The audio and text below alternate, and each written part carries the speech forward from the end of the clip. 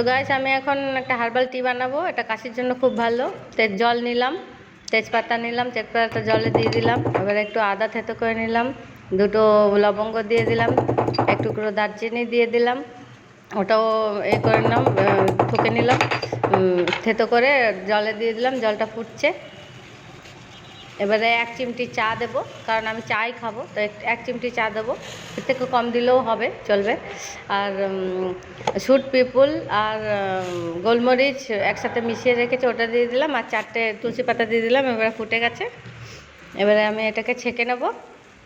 ছেঁকে আমি এতে চিনি ইউজ করলাম না, কারণ কাশির জন্য যেহেতু বানাচ্ছি। আমি এতে হানি দেব, হানি দিয়ে এবারে এটা আপনার খাওয়ার জন্য রেডি।